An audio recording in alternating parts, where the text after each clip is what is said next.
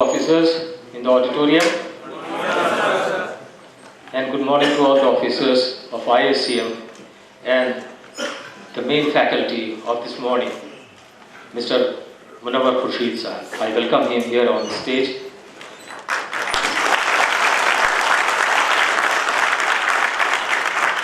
He has come for a very, very special class topic which he is going to cover. It's officers-like quality which everyone, all of us should have. This is the first time we are going to. I heard no. Few of them have worked for some time in some organizations, but not for long, I suppose. And those who are just out of college, they haven't been exposed to corporate world.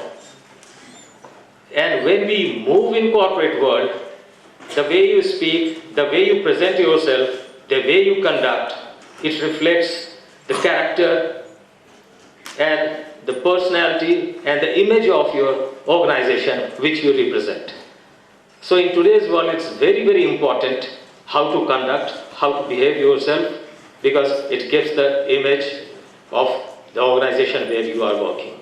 So I'm not taking too much of time here.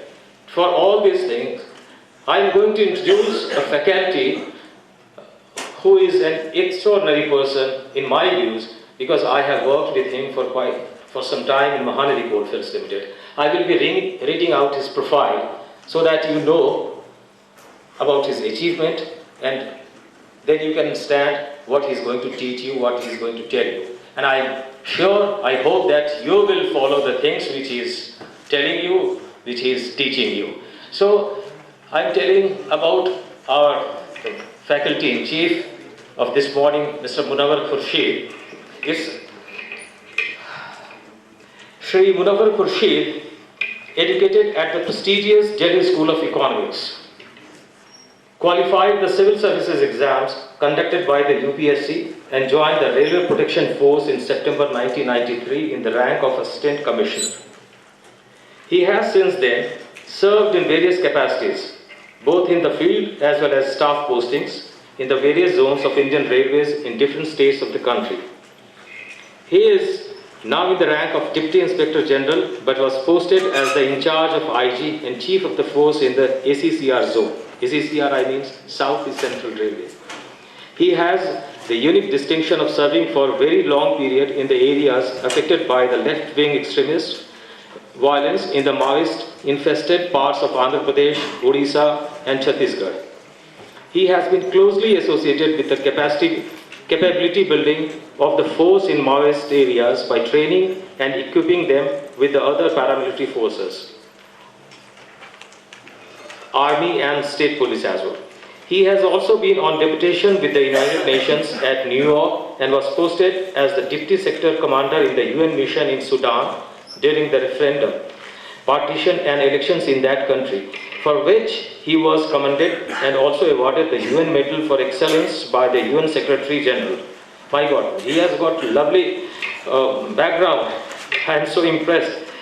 As a part of the partition border negotiation team, he has visited various countries in Europe and Africa.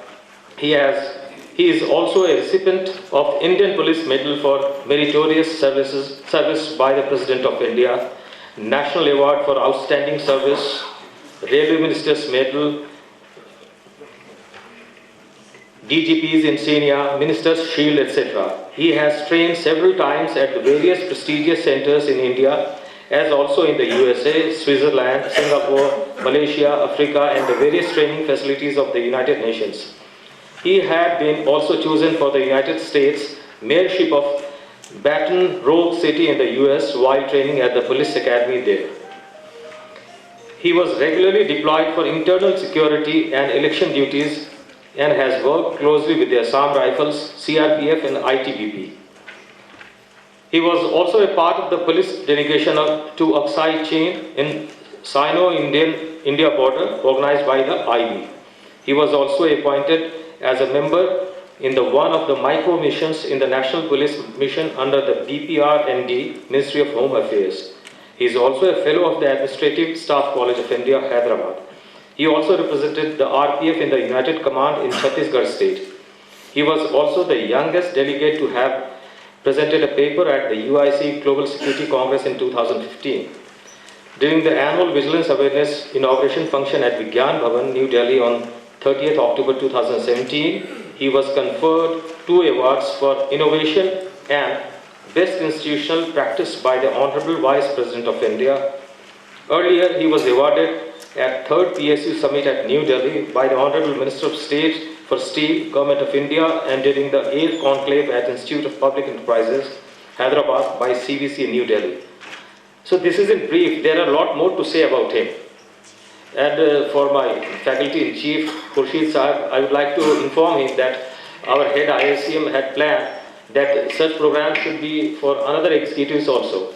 The senior executives who will be coming to the institute now and then, quite often they come, and we are designing such courses, and we will be seeking your services here. We will be requesting you to come. So with this, I will be inviting a very handsome, very smart and elegant officer, Mr. Munawar Khursheed, and please give a very warm welcome. Big round of applause.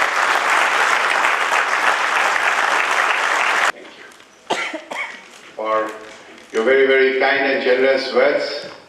I'm sure I'm not an iota of what he has said about me.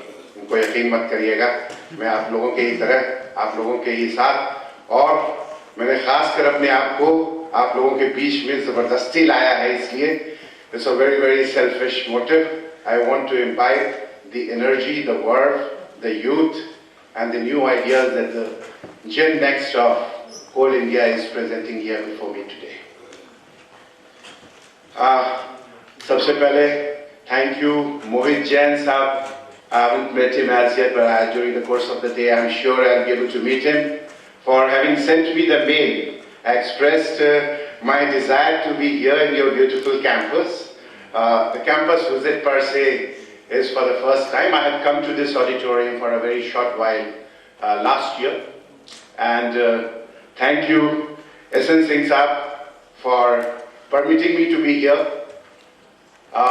Thank you Diya Sharma Saab for all your hospitality since yesterday evening. So very, very warm welcome that I got yesterday.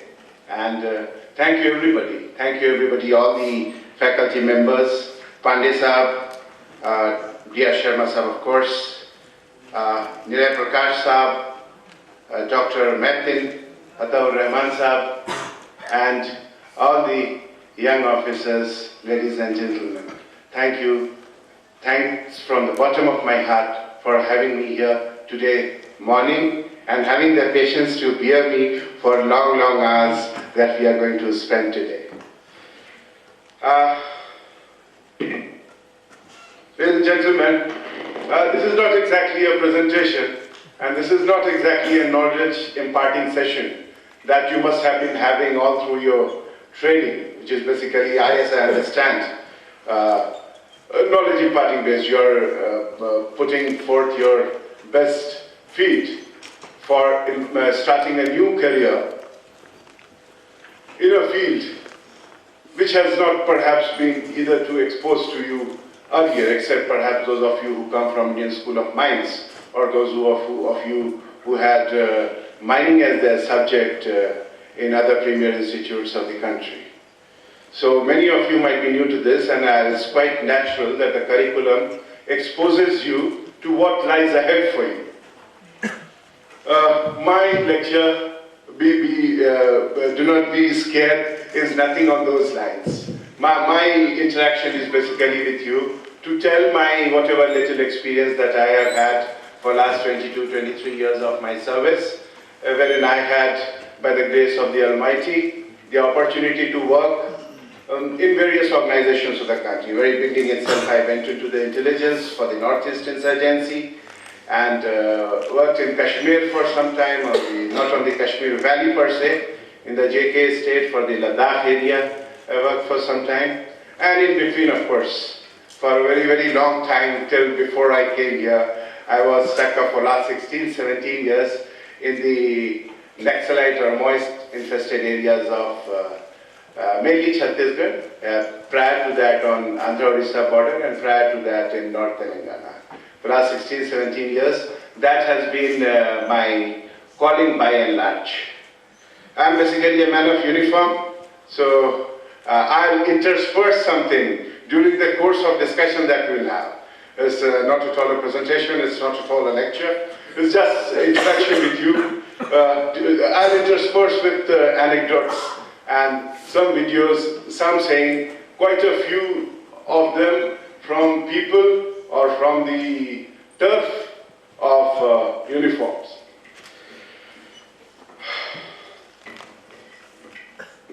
Can you keep changing the slides for me? Okay, so the next slide, please. I'll disturb you with that.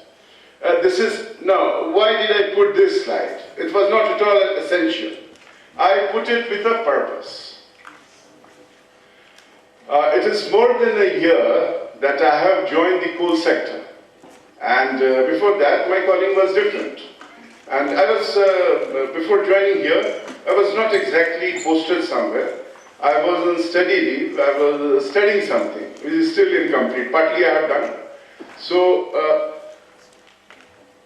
wherever one goes, it is my very, very strong belief, one should identify himself or herself with that organization. So the first thing that I did when I joined the coal sector was to learn the Coal India song by heart and leave behind whatever has been there in my previous line of working. Unless you do that, it is my belief, I don't know, many of you may differ from that, unless you do that, your heart and soul does not go into your work. When your heart and soul does not go into your work, then happiness does not emanate into your being. And an unhappy worker not only spreads unhappiness and sadness all around in his workplace, he carries it to his home also. And he is not only doing a lot of zulm on himself, he is causing a lot of pain to all his loved ones as well. Besides, of course, all your colleagues, those who are going to bear with you. So the first lesson of life is that you should feel proud of where you are working. Gentlemen, despite the limitations, I have worked in quite a few organizations in India and abroad. Had the opportunity of going and studying in American University also for the purpose of anti-terrorism assistance program, for very few selected officers are chosen. All the places have their pluses and minuses. No place is perfect. If you go on deputations to some other field, or some of you might change your calling after a little while, you will find, अरे ये तो वैसे ही था वहाँ जहाँ पहले था उसी किस्म का है. ये तो खास हम लोग the grass is greener on the other side और दूर का ढोल सुहाना लगता है. I have worked in different forces, you know, in state police. I have worked very, very closely in different forces. I have gone, and things are not very different. Here also I find you from my parent organization. I find a lot of similarity in the Coal India working and the working of the railways. Of course, these two organizations work also very closely. My thinking is, which I want to share with you, and of course, correct me if I am wrong. Count your blessing instead of your process. Count your gains instead of your losses. Count your joys instead of your woes. And count your friends instead of your foes. If you have this mantra in life, then you'll be a happier person in working, you'll be spreading the positive vibes all around, and what is our ultimate aim as a public servant?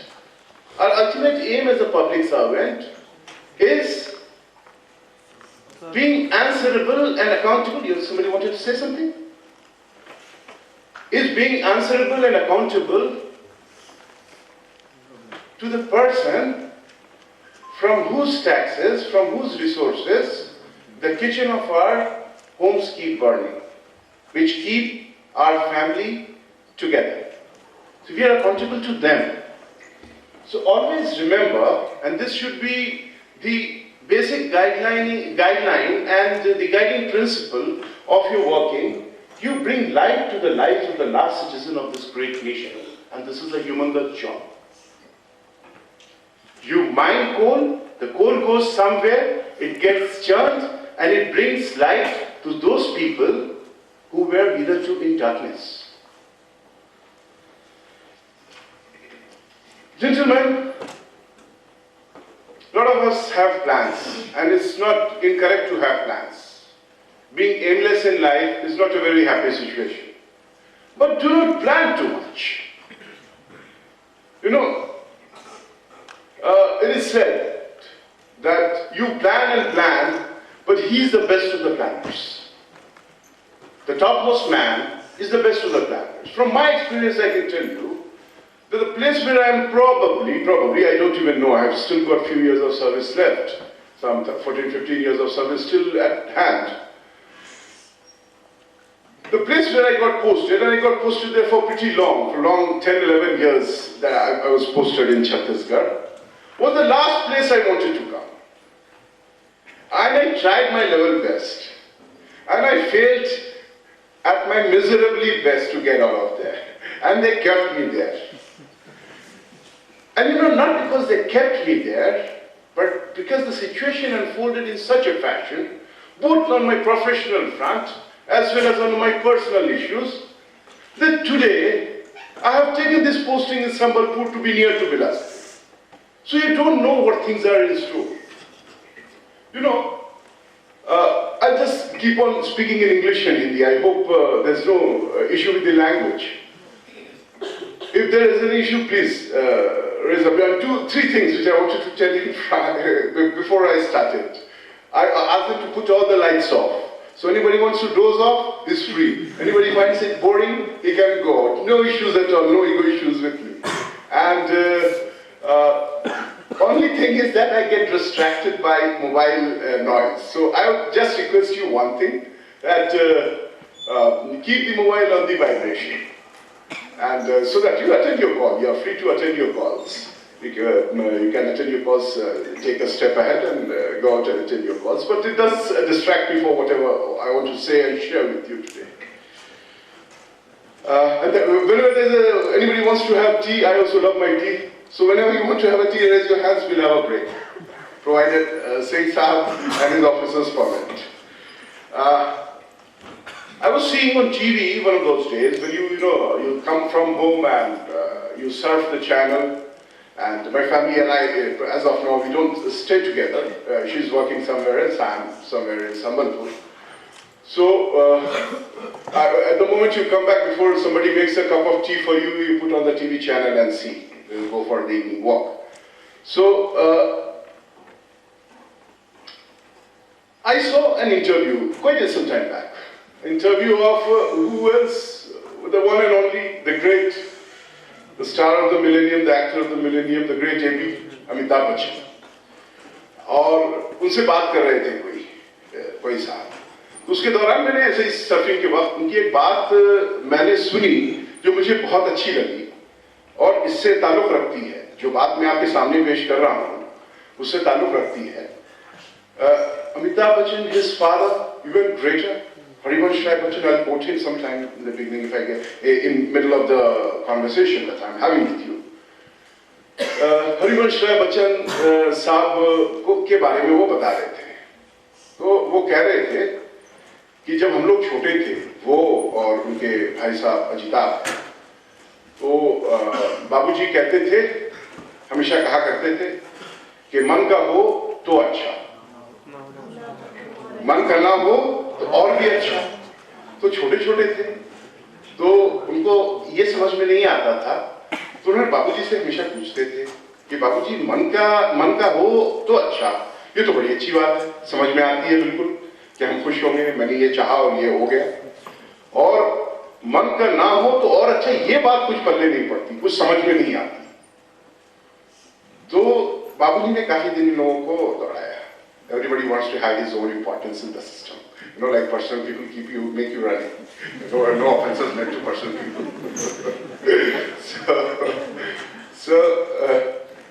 Then एक दिन one day he repeat, कहा कि मन का ना हो तो उसके मन का होता है, और वो उन चीजों को देख रहा होता है जिसके बारे में हम कल्पना भी नहीं कर सकते, जिन चीजों को हम सोच नहीं सकते, तो वो जो होगा वो और बेहतर होगा। इसलिए कभी इसमें दुख को इतने लंबे वक्फे तक ना फैलाइए। दुखी होंगे, we all are humans, we all have feelings, we all have our emotions, so naturally we'll feel upset if things don't go our way, but don't stretch it so much. You plan your things, अभी से ये सोच के हमको नहीं बैठना कि मैं कब सीएमडी बनूंगा, कब चेयरमैन बनूंगा और कब एनएमडीसी को टेक ओवर करूंगा, और those kind of planning, you know, makes you not very happy. And the best way to predict the future is to create it. Next slide, please.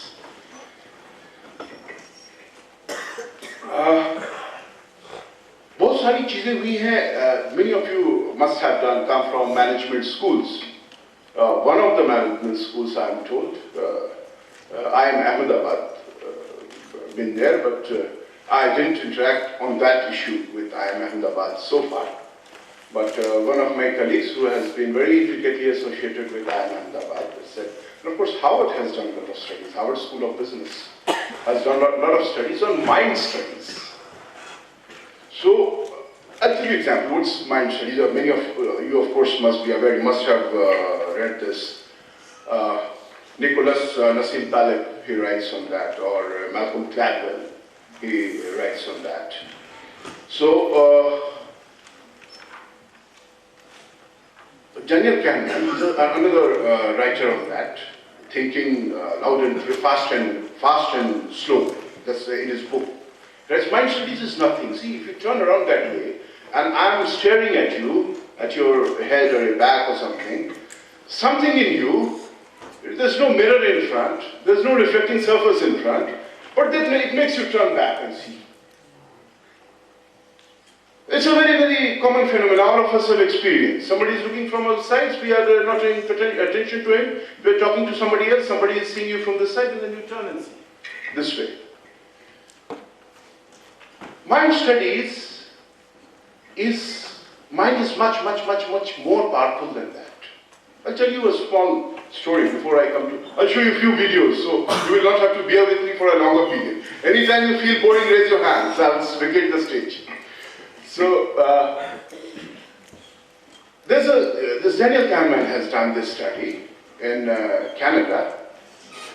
There was this guy who wanted to be a cyclist, a professional cyclist.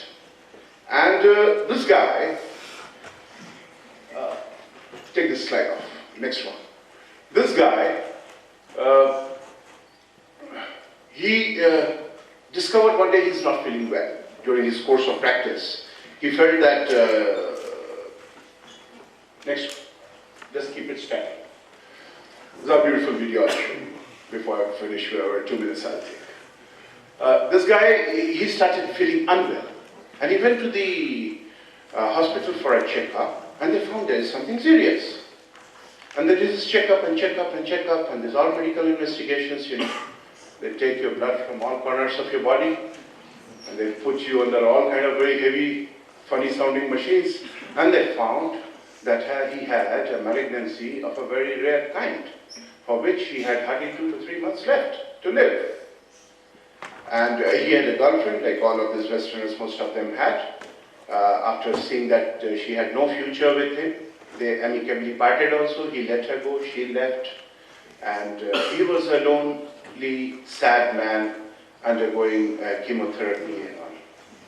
And then one day, his doctor in the medical center, the specialty center, came and told me that so-and-so university, I think St. George's Medical Center in Houston, Texas, they say that is the best. The Sloan Kettering in New York used to be the best, where Nargis that went. But now they say in Texas, Houston, St. George's is the best cancer treatment center in the world as of now. The best, latest research goes on there. So from there is a research paper which they have done on some mice or something, or some animal, and that this kind of malignancy can be stopped, and one can have a longer life. And they said, we'll try on you if you permit, because this is still at experimental stage. And he said, oh, go ahead. Anyway, I don't have to live. And they continued with it, and they kept telling him that this is the success stories of this medication or this kind of treatment which was on. And lo and behold, within 6 months, his malignancy was gone, totally gone. And they said, this kind of malignancy, you know, once if you have experienced somebody, unfortunately, God forbid anybody experiences it in his family. But if you have heard somewhere, you have to go for checkups again and again, so that, you know, see that it does not recur. It's a very recurring kind of disease.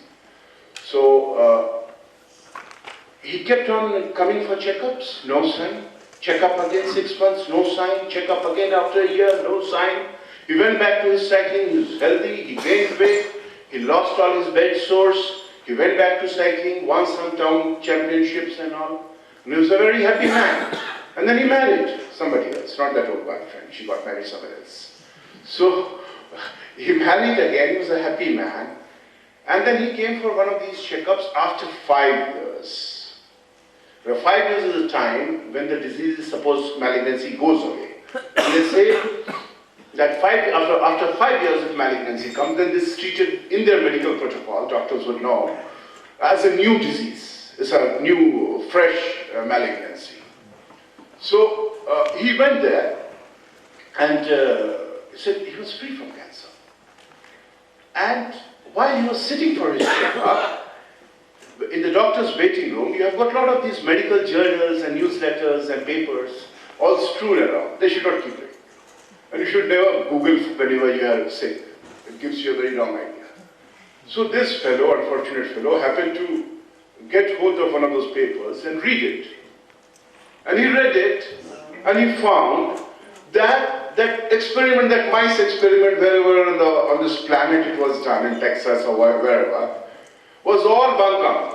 It was all a hoax. It was a failure, and that guy is being sued or is being taken to jail, or criminal proceedings are being initiated against him, or whatever. And you know, the power of the mind, within 2 months, he started feeling sick again. And the disease returned back with full force. For 5 years he was free, at the same spot, at the same place, the disease returned back, and as doctor had predicted 6 years, 5 years back, he passed away. Perhaps they say, perhaps that if this newsletter wouldn't have been there. It's all in the realm of hypothesis. It's all in the realm of, you know, abstract, so as to say. Perhaps he could have lived. So that is the power of the mind. That is what I wanted to bring home about. Now I'll show you a video of a very beautiful girl, such a lively girl. This video is to bring home the point to be happy at your workplace and to enjoy the work you're doing. If you're not enjoying, find some other line. Thank you for that presentation. And please don't call me ma'am, I'm your age I think. How old is everybody here, maximum? I just turned 23, so we're the same age. Woo! Thank you so much for having me. I'm very, very happy to be here and addressing this crowd who's... I consider you as my friends, all of you, because we're the same age. I don't know where to start.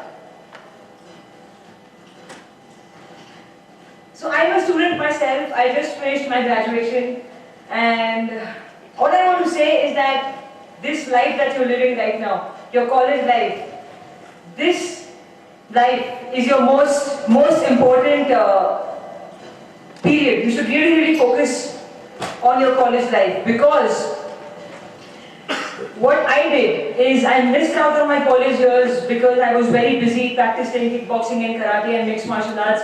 I had no time. My college was 2 hours away from where I used to live. I am not really from proper Bombay. I am from this place called Kalyan, which is sort of at the outskirts of Bombay. So I used to travel 2 hours for my college, but I had no time because I had to focus more on my sports. That was my first priority always. So I missed out on my college days. I did not go for college festivals. I did not have a group of friends. You know, all these groupies, homies. I didn't have no homies. I was alone, and I had only one best friend, and that's it. That's my college life, and I really, really feel sad that I missed out on it. But then I